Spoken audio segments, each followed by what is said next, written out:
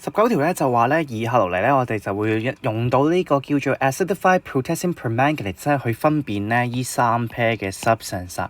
我哋先睇第一 pair 嘅 substance 啦，就係咧其實佢係 pen 1 in 同埋 pen 2 in。其實唯一分別咧就係咧佢哋將個 double bond 咧就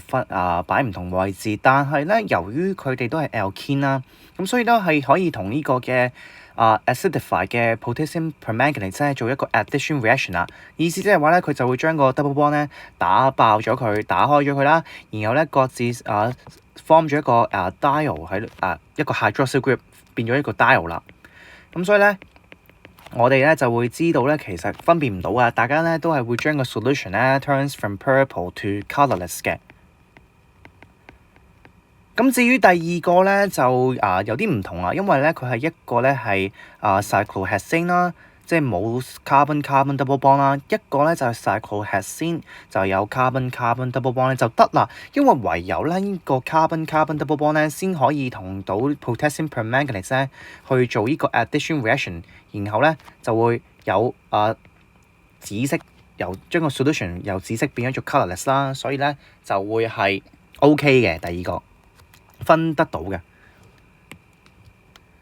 咁至於最後咧polyethene同埋 polychloroethene 咧，好似睇個 naming 咧似係有 carbon double bond 啊，但係其實事實上咧係變咗做 polymer 咧，已經係用咗個 double bond 咧去同其他咧 monomer 咧 form 咗個 polymer 噶，所以咧你見得到其實咧佢哋譬如我哋睇嗰個 polyethene 啦，即係個 PE 啦，就係佢入面嘅 double bond 咧已經係用咗咧嚟 grab 隔離嘅 monomer 噶啦，而隔離個 polychloroethene 咧，即係個 PVC 咧，亦都係一樣噶，嗰個 double bond 咧已經係不再存在噶啦，就係會